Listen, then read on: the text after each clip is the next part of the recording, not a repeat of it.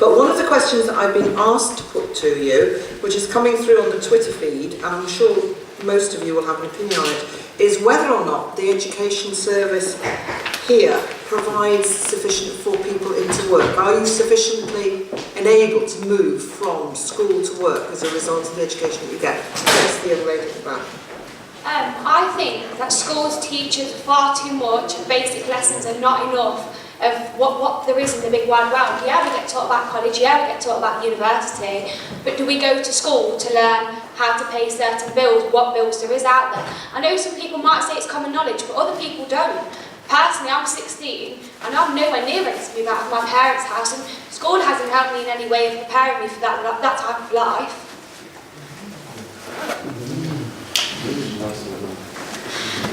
Yeah, thank you. Yeah, I totally agree with you. And one of the examples, and for the Greens at least, is our MP Caroline Lucas. Just a few weeks back in the House of Commons, actually got passed into law things that schools will teach, things like sex education, basic life skills, and all these things. Because yes, okay, you can be a straight A student, but if you don't know how to pay a bill, which sometimes I wonder if MPs themselves do, it's kind of a silly little thing. I mean, I know it sounds quite trivial to say, oh, get checked out and sign something, but there are people in this world who genuinely don't know how to do that. And I think it's absolutely fundamental for just as a basic indicator for society in general, that people should be able to do basic things. And the fact that we let people down by not giving them those skills is, well, it horrifies me, and I think it's a shameful thing in our society in general. Totally agree. I think we should extend sort of the personal education you get in schools to politics as well and things like that. It's scary when I first had to move out to university that I didn't really understand what the hell was going on, and then having to work out how to rent a house seems like a minefield, and filling in your own tax return is something no one should ever have to do in the entire world, and you don't get prepared for that. And maths is all very good. Like, I know I could divide up and put it into a percentage, but I didn't know how to calculate it to send it back to the tax return. So I think things like that we definitely need to teach more in schools, and include political education. We don't really get told that much. I mean, my school didn't offer A-level politics or GCSE politics. I went to quite a low-performing comp in Colville, and that didn't really have anything for me there to teach me about anything political. So you have to sort of look elsewhere, and if you're not very lucky and your parents are sort of maths geniuses or anything like that, then you're not getting taught anything. And my mum and dad had no interest in politics, so I couldn't go home and ask them and be like, so how does all this work? Because they're like, I've not got a clue. And schools have a role to play in not only educating us so we can get the grades we need to go on in life, but also to make us the people we are. We spend most of our time at school and education, so they have a big role in shaping who we are. Matthew? Thank you. Yes, I think you are entirely right, and one of my roles is that I'm on the long-winded title, I'm on the Lib Dem's parliamentary committee for education, families and young people, and one of the and that's chaired by a member of the House of Lords and a member of the House of Commons from my party. And one of the things that I've tried to champion during my time on that, I've been on that since October, is the need for a return to these practical skills in the classroom and as part of the school setting. Of course it's right that we learn English and maths and all of that, of course that's right, but if we're not sending people out into the world equipped to be able to manage and to be able to function, and we shouldn't just assume that folks necessarily know how to do these things. Why should we until we're showing them or taught them? I actually agree with my Labour friend here in terms of citizenship. I think in many respects that's been paid lip service to, hasn't it, over successive years, and not really taught properly. Taught how our democracy works, taught how our politics works. And I've just had one additional point to that. Another thing that I've championed on that committee is the need to, and it goes to a friend's question from over here, to properly invest in out-of-school youth services. Out-of-school youth services have been cut and shredded so much under this government. Local authorities up and down the country taking an axe to out-of-school youth services, youth counselling, youth activities, all the rest of it. And I think really that is pretty shameful. And again, whichever government is in after May needs to reinvest in those out-of-school youth services.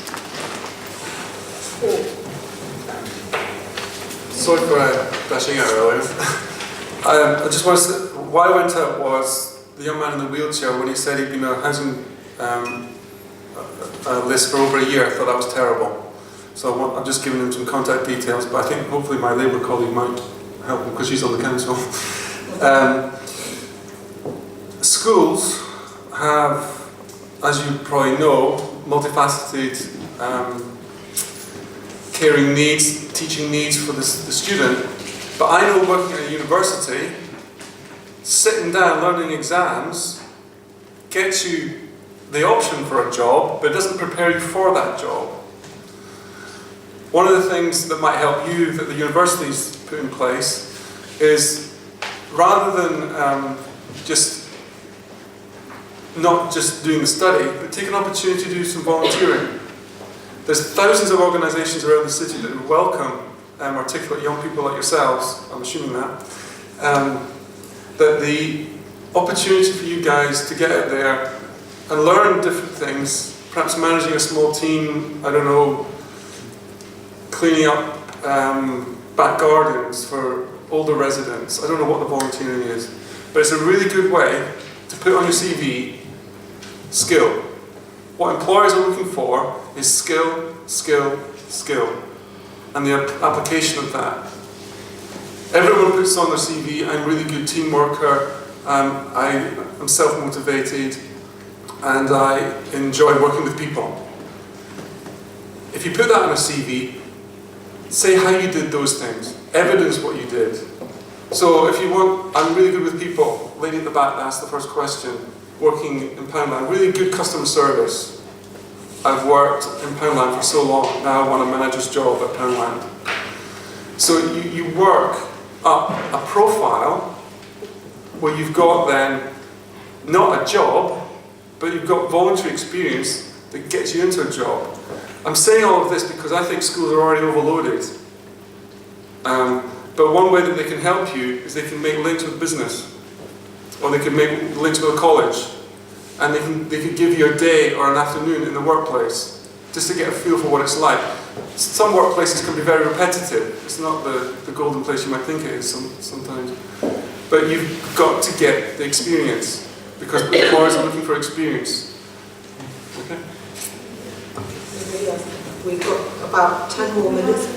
Yes, sorry. Hi. Do you think that going back to the old grammar school systems would be able to prepare the students better for later life than the current schooling does?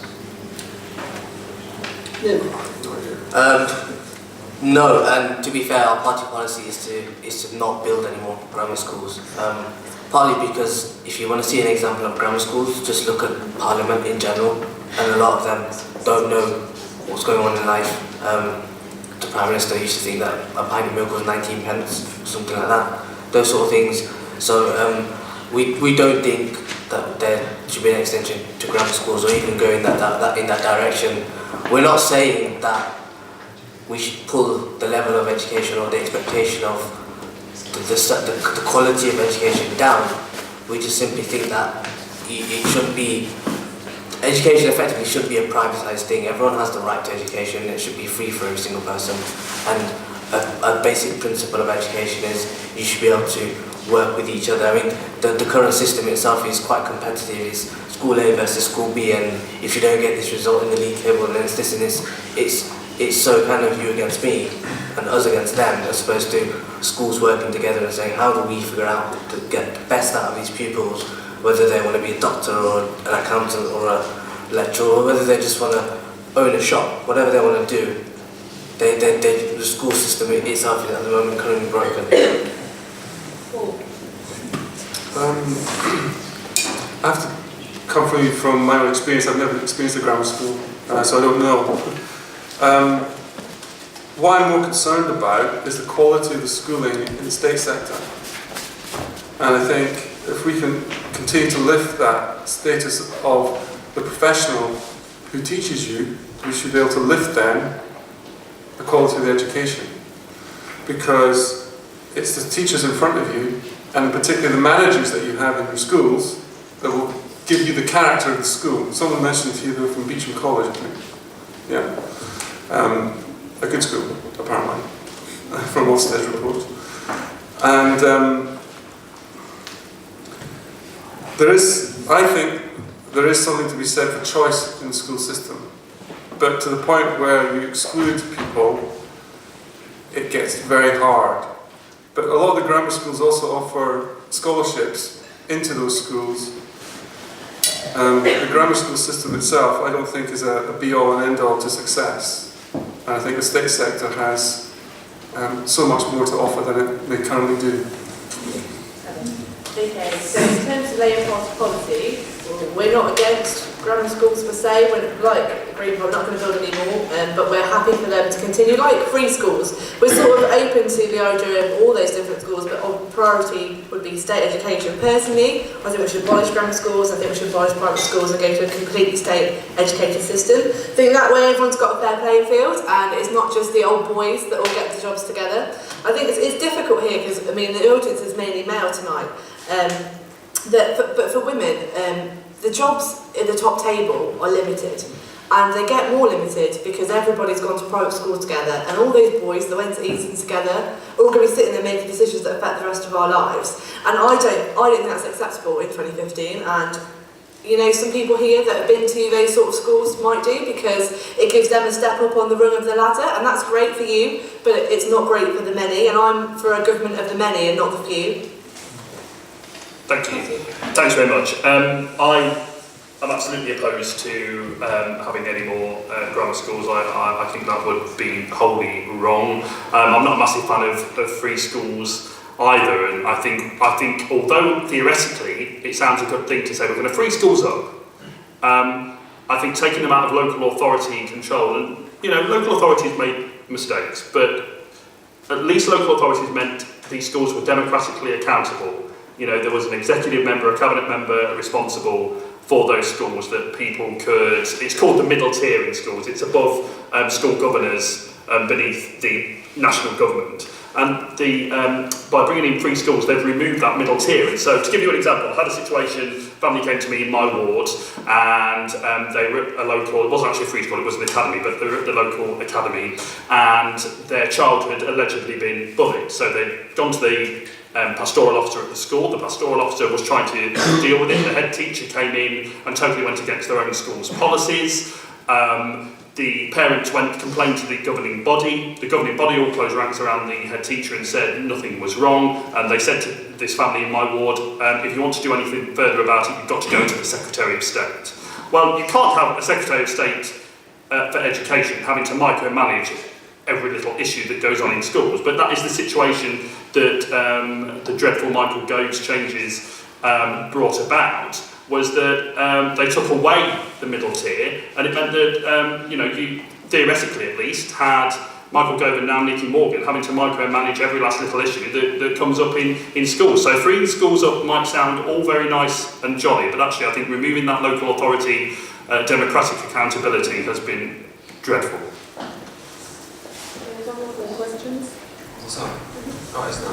Joe Cox, I'm a manager here at Y. I was told not to ask a question because I'm not a young person, but having a degree in politics I can't resist. It's to my colleague from the Liberal Democrat Party. You made a comment saying that you'd reinvest in young people's services. It's a good, which I think is a really good thing. But yet you've been part of a coalition that has done nothing but make the biggest cuts to children's youth and family services. So I'm finding that a slight, well, massive contradiction actually. But it's not because I'm not a member of the government. I am a Liberal. I am a Liberal Democrat, and I'm proud to be so. But I've opposed a great deal of what my party has done in this coalition. It's done some really good things, and you know, I could list them for you. I mean, Pupil Premium has been fantastic. Equal marriage, which probably wouldn't have happened without Lib Dem's part of this government, has been fantastic. The triple lot for the pension. So we've done lots of good things in government that wouldn't have happened without Liberal Democrats being there. But you know, there's a number of things that I have opposed, and one of the things that I have absolutely opposed, and as I say, I raise it at a parliamentary level in the parliamentary committee that I'm on, is this reduction in youth services. You know, I'm absolutely passionate about youth services. I think they're vital in so many respects, and I hope that, you know, I'm not entirely sure what's in our manifesto yet, but I've been pushing for there to be at least a line saying we will review youth services and look to reinvest in them as soon as possible.